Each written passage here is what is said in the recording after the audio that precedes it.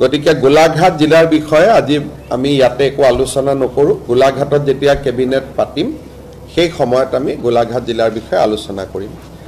আজি আমাৰ কেবিনেটত কেইটামান গুৰুত্বপূৰ্ণ সিদ্ধান্ত লোৱা হৈছে আপোনালোকে জানে যে অসমত এতিয়া বহুখিনি উদ্যোগ আহিছে প্ৰাইভেট বিজনেছ আহিছে তেওঁলোকে চৰকাৰৰ পৰা পিএছও বিচাৰি থাকে যে আমাক প্ৰাইভেট সিকিউৰিটি আমাক পিএছও দিব লাগে বহুত ক্ষেত্ৰত আন বিষয়াসকলে বা আন ব্যক্তিসকলেও পিএছও বিচাৰে এতিয়া চৰকাৰে এটা আজি সিদ্ধান্ত লৈছে যে কোনোবা ব্যক্তিৰ যদি থ্ৰেট পাৰসেপশন থাকে তেওঁ আমাক পিএছওৰ বাবে আবেদন কৰিব পাৰিব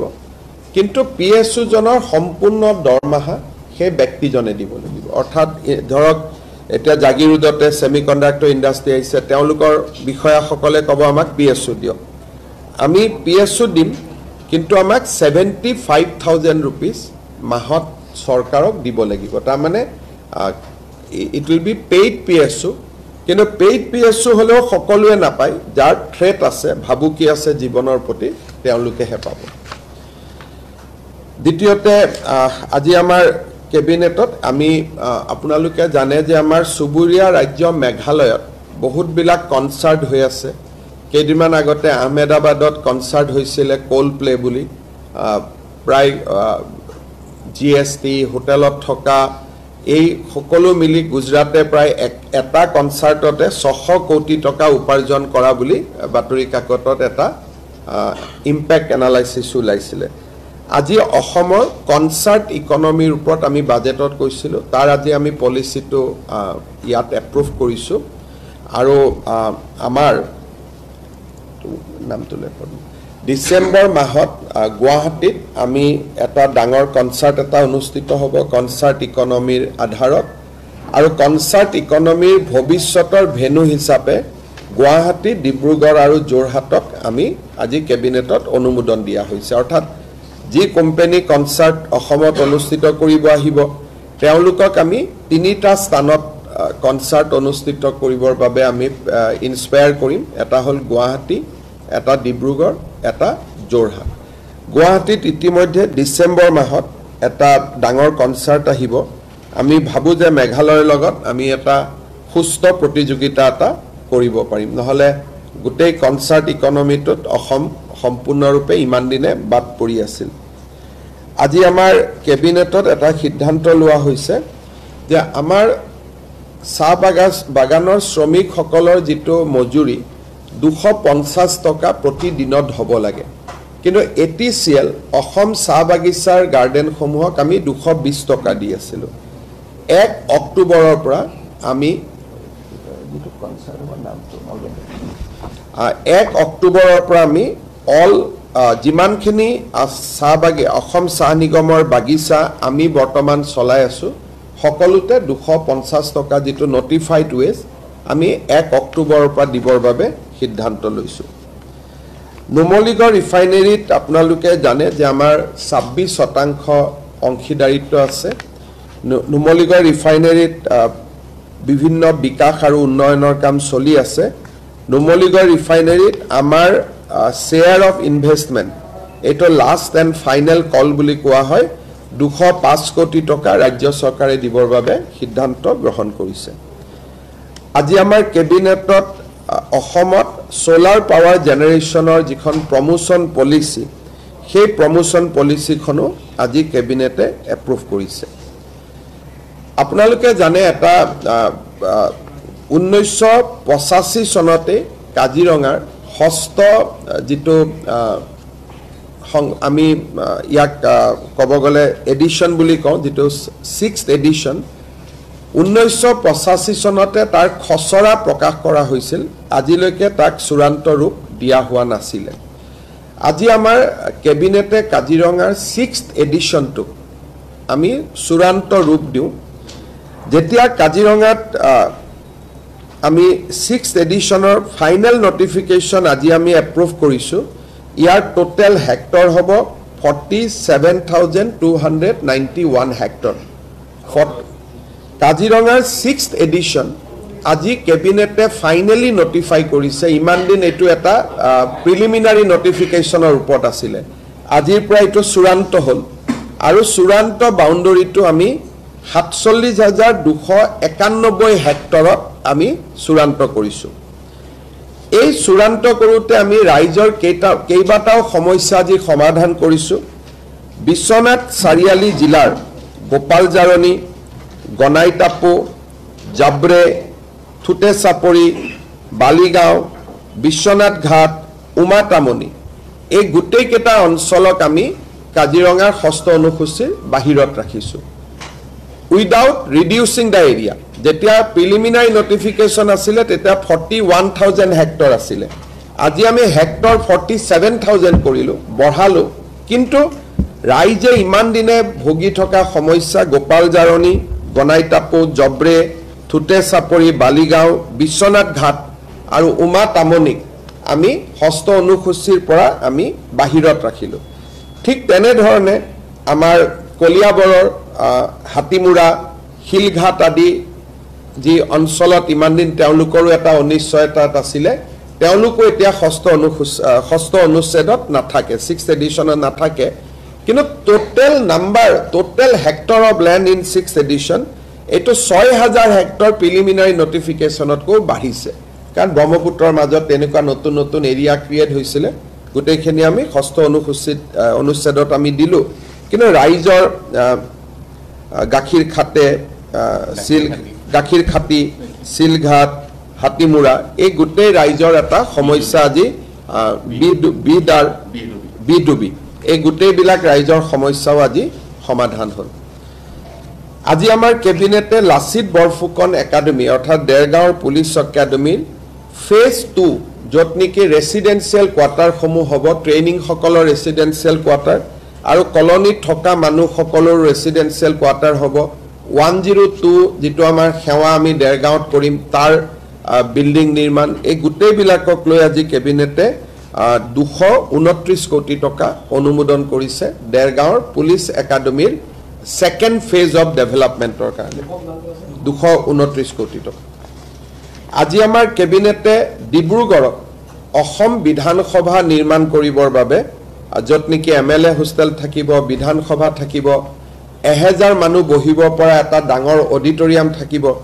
এই গোটেইবিলাক লৈ আজি ডিব্ৰুগড়ত আমাৰ নতুনকৈ বিধানসভাৰ ভৱন নিৰ্মাণৰ বাবে কেবিনেটে 284 কোটি টকা অনুমোদন জনাইছে ডিব্ৰুগড়ৰ বাবে আৰু এটা সুখবৰ ডিব্ৰুগড়ত যিখন খনিকৰ ষ্টেডিয়াম আছিলে তাক ইনিচিয়েলি 5,000 মানুহে বহি চাব পৰা এখন ষ্টেডিয়াম নিৰ্মাণৰ কল্পনা কৰা হৈছিল মই তাত কেইবাবাৰো গৈছিলোঁ আৰু যাওঁতে আমি সিদ্ধান্ত লৈছিলোঁ যে অসমৰ সৰ্ববৃহৎ ষ্টেডিয়ামখন আমি ডিব্ৰুগড়ত বনাম আজি কেবিনেটে 209 কোটি টকা অনুমোদন কৰিছে 35,000 মানুহে খনিকৰ ষ্টেডিয়ামত একেলগে বহি খেল চাব পাৰিব আৰু গুৱাহাটীৰ সৰুসজাই ষ্টেডিয়ামতকৈ এইখন 10,000 সিটিং কেপাচিটিত বেছি হ'ব অসমৰ আটাইতকৈ ডাঙৰ ষ্টেডিয়ামখন ডিব্ৰুগড়ৰ বাবে এতিয়া নিৰ্মাণ হ'ব খনিকৰত য'ত 5,000 মানুহ বহিব পৰা কল্পনা আছিল আজি কেবিনেটে 35,000 মানুহ বহিব পৰা প্ৰজেক্ট এটা অনুমোদন কৰিছে 209 কোটি টকা এক্সট্ৰা আমি ইয়াত ব্যয় কৰিম আৰু ইভেন্টুৱেলি এইখনে ডিব্ৰুগড়ৰ খনিকৰ ষ্টেডিয়ামখনে অসমৰ আটাইতকৈ ডাঙৰ ষ্টেডিয়ামলৈ ৰূপান্তৰ হ'ব আমাৰ 8 ডিসেম্বৰ তাৰিখে আজি আমি যেটো কনসাৰ্ট ইকনমিৰ কথা কলো বিশেষকৈ ইয়ং জেনাৰেশনে খুব ভাল পাব পোষ্ট মেলনে বুলি এটা ডাঙৰ কনসাৰ্ট গ্ৰুপ আছে 8 ডিসেম্বৰত তেওঁলোকে গুৱাহাটীত আহি পাৰফৰ্ম কৰিব আজি আমাৰ যেটো কনসাৰ্ট ইকনমি আমি এপ্ৰুভ কৰিলো তাৰ প্ৰথম ৰিজাল্ট হ'ল যে 8 ডিসেম্বৰত পোষ্ট মেলনে আহিব আদাৰৱাইজ তেওঁলোক শিলংতে যায় এবাৰ গুৱাহাটীত হ'ব আৰু খনিকৰ আদি ষ্টেডিয়াম জোৰহাট হৈ গলে লাহে লাহে আমি জোৰহাট ডিব্ৰুগড়টো লৈ যাব পাৰিম but Post Malone show on 8 December in Guwahati is confirm আৰু এটো কি আমেৰিকান ৰক বেণ্ড এটো আমেৰিকান ৰক বেণ্ড হয় আৰু যদি আপোনালোকৰ কিবা খুদিবলগীয়া আছে মই ক'ব পাৰো নহলে আমাৰ পিছত এসপি কনফাৰেন্সৰ বিষয়ে মই আপোনালোকক 1:30 বজাত যোৱাৰ আগতে কৈ যাম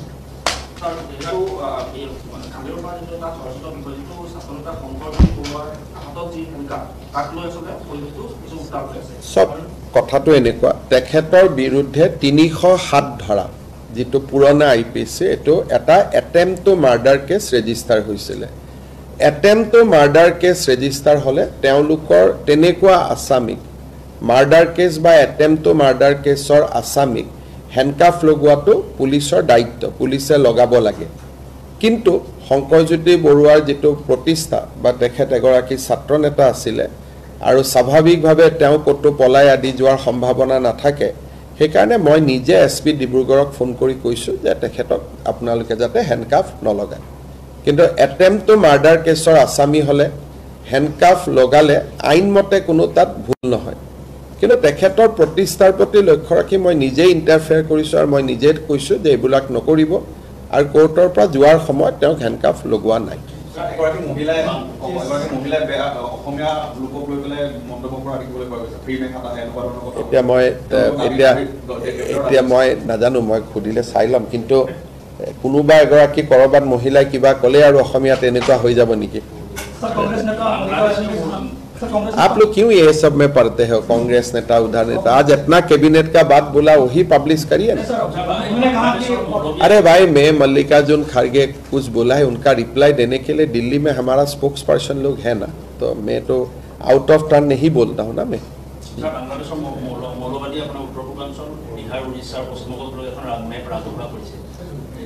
কৰাটো কোনো আপত্তি নাই মানুহে নিজৰ বস্তু নিজে লিখি থাকিব পাৰে আমিও এখন ম্যাপ উলিয়াই দিলে হল বাংলাদেশখনক অসমত লৈ পেলাই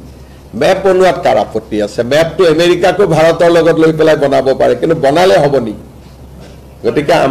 আমাৰো পুৰোহিত তেওঁলোকৰ মৌলানাই বনাইছে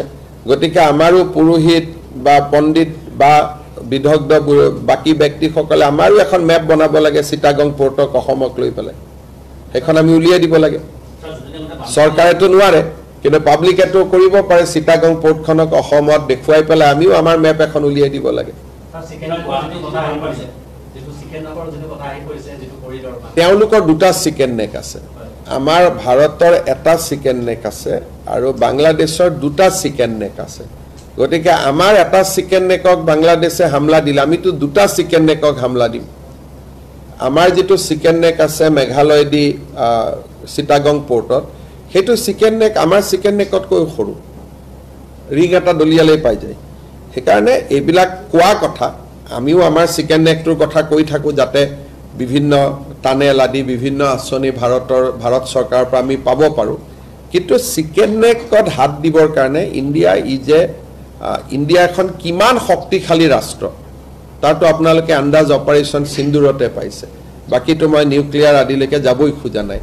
বাংলাদেশে মিনিমাম 14 বাৰ মান জনম ল'ব লাগিব যে ভাৰতৰ কিবা হাত দিয়াৰ কাৰণে গতিকে বাংলাদেশক ইমান গুৰুত্ব দিয়া কথা নাই ইটস এ স্মল কান্ট্ৰি আৰু ভাৰতৰ লগত তাৰ তুলনা নহয় सर असम में 70 से ज्यादा पाकिस्तानी समर्थक पुलिस ने पकड़ा हो गया उसमें मैं डेली ट्वीट में दे ही देता हूँ ना अब मेरा जो भी अरेस्ट होता है मैं तो ट्वीट में डाल ही देता हूँ सरकार का आगे क्या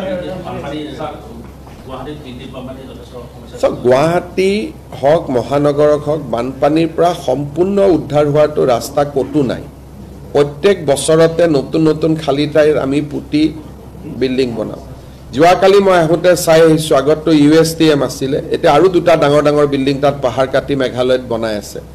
আমি সুপ্ৰিম কোৰ্টৰ এম্পাৱাৰ কমিটিত এখন আবেদন কৰিছো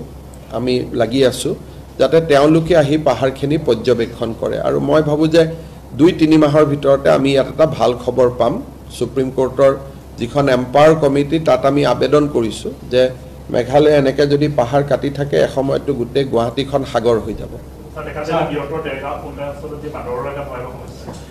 এতিয়া বান্দৰৰ সমস্যা সমাধান কৰাৰ এটাই ৰাস্তা হৈছে যে তেওঁলোক আমি হয় মাৰিব লাগিব নহলে তেওঁলোকক ধৰি বান্ধি বেলেগ হস্পিটালত বনাই অভয়াৰণ্যত পঠাব লাগিব অভয়াৰণ্যত পঠালেও ঘূৰি আহে সিহঁতি আগতে 2-3 বাৰ ধৰি পেলাই পঠোৱা হৈছিল ঘূৰি আহে যোৱা কালিও ৰাজ্যে মোক কৈছে বিষয়টো মই আলোচনা কৰিছো ফৰেষ্ট ডিপাৰ্টমেন্টে ভাবে যে তেওঁলোকে জন্ম আৰু দিব নোৱাৰা যদি ইনজেকশন দিয়া যায় তাৰ পৰা কিছু লাভ হ'ব পাৰে বুলি বিষয়টোলে আমি ষ্টাডি কৰিম কালি মোক ৰাজ্যে মই সেনিকলত যাওঁতে উল্লেখ কৰিছে বিষয়টো মই সিৰিয়াসলি লৈছো গৌৰৱগগৈ এটা কথা কৈছে সাংবাদিকগৰাকী যে বিজেপি জসবন্ত সিং এলকেআবাদী কথা কৈছে নিজে কিন্তু নাই কথা লৈছে যশৱন্ত সিং নৰেন্দ্ৰ মোদী আদৱানী তেওঁলোকে ৰাইজক দেখাই পেলাই গৈছে চৰকাৰী দায়িত্বত গৈছে গতিকে এই কথাবিলাক ইমান এজন senior MP deputy leader of A party মণিপুৰৰ বিষয়ে ইমান সংসদত কয় তেওঁ যদি আপেল আৰু কমলাৰ পাৰ্থক্য বুজি নাপায় অহাকালি যদি ভাৰত পাকিস্তানৰ কিবা আলোচনা হয় তেলে পাকিস্তানৰ প্ৰধানমন্ত্ৰীটো ভাৰতত আহিব ভাৰতৰ প্ৰধানমন্ত্ৰীও পাকিস্তানত যাব কিন্তু ভাৰতৰ প্ৰধানমন্ত্ৰীজন যেতিয়া পাকিস্তানত যায় তেওঁৰ লগত ৰৰ মানুহ থাকে বৈদেশিক পৰিক্ৰমা বিভাগৰ মানুহ থাকে প্ৰধানমন্ত্ৰীজন অকলে নাযায় তেওঁ লগত 40-50 জন মানুহ লগত লৈ যায় কি কথা পাতিছে নাপাতিছে ৰেকৰ্ড হয় আৰু দিনৰ পোহৰত যায় এটা যদি আপোনালোকে কয় যে আপেল আৰু কমলাৰ মাজত কম্পেয়াৰ কৰ সেইটো নহয় ৰাষ্ট্ৰৰ দায়িত্বটো আমি তেতিয়া ক'ব পাৰে যে ইণ্ডিয়ান আৰ্মিওটো পাকিস্তানৰ ভিতৰত যায় আক্ৰমণ কৰিবৰ কাৰণে গতিকে ৰাষ্ট্ৰৰ দায়িত্বত যোৱা আৰু সুপে সাপে যোৱাৰ মাজত বহুত পাৰ্থক্য আছে আৰু তেখেতে কোন কোন গৈ আছে তাক জাস্টিফাই কৰিব খুজি আছে তাৰমানে তেওঁ যোৱাটো হয় নেকি কোন নৰেন্দ্ৰ মোদী গৈছে কোনবা আৰএছএছৰ মানুহৰ নাম লয় মই জীৱনতে শুনা নাই কোন তেনেকুৱা মানুহ সেইটোকে তেওঁ বেলেগে যোৱাৰ উদাহৰণবোৰ দি আছে তাৰমানে মোৰ অভিযোগটো আপোনালোকেও আন্দাজ কৰিব পাৰিছে যে মোৰ অভিযোগটো সঁচা এতিয়া চক সেইটোতো আমি কিয় ৰব লাগে এইটো আমি ডিসাইড কৰিম নহয় তেওঁ সোনকালে কৰোৱাব খুজি আছে যাতে মই প্ৰভুক হৈ কাগজ পত্ৰ নোহোৱাকৈ আপোনালোকক কৈ দিওঁ কিন্তু মইতো 25 বছৰ ৰাজনীতি কৰিলো না কেতিয়া কি ক'ব লাগে তো মই জানো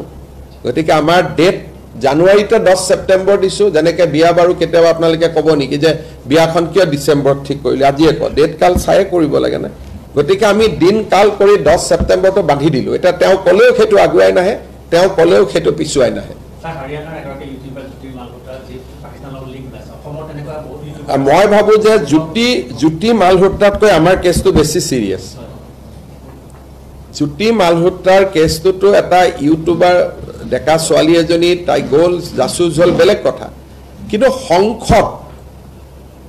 যোনে নেকি ডাইৰেক্ট ঘূৰি আহি পেলাই জুতি মালহোত্ৰাই নিউক্লিয়াৰ ৱেপনৰ ওপৰত সংসদত কুৱেশ্যন কৰিব নোৱাৰে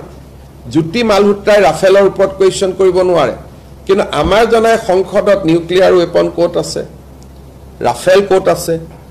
কোষ্ট গাৰ্ডে কোট কি ৰাখিছে গতিকে আমাৰ জনৰ লগত জুতি মালহোত্ৰা যদি 10 এখেত 100 বাকি ইউটিউবাৰ বিলাক আপুনি যেটো কৈছে মই বুজিছো আৰু আমি সদায় এৰেষ্ট কৰি আছো কোনবা যদি পাকিস্তানত যোৱা নাম আছে মোক দি দিব জুতি মালহোত্ৰাটো এতিয়া পাকিস্তানত তেওঁৰ লৰা অসমৰ্থিত বাতৰি যে তেওঁৰ সন্তান এটাও তাতে আছে বুলি কৈছে গতিকে বাট মই ইমান নাজানো মই কেছটো ষ্টাডিও কৰা নাই তেনেকুৱা যদি অসমত আৰু কোনবা আছে এজনৰ নামটো মই জানো আৰু যদি বাকি কিবা আছে নাম আপোনালোকে দিব ব্যৱস্থা লম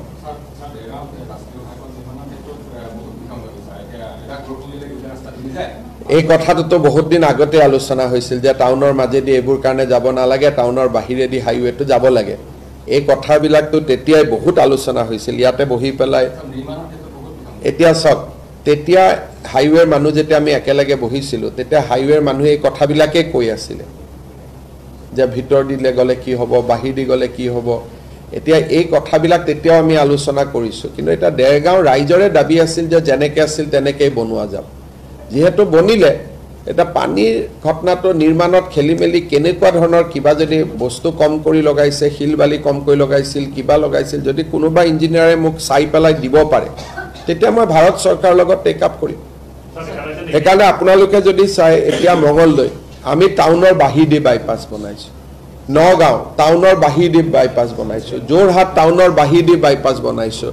দেৰগাঁৱে এখন চহৰ য'ত টাউনৰ মাজেদি আমি হাইৱেটো বনাইছো গতিকে বাকি সকলো জায়গাতে হাইৱেটো ব্যতিক্ৰম এতিয়া তেজপুৰত আমি বনাব খুজিছো বাহিদি নগাঁৱত বাহিদি জোৰহাটত বাহিদি ডিব্ৰুগড়ত বাহিদি সৰু ঢেকিয়াজুলিও টাউনৰ বাহিদি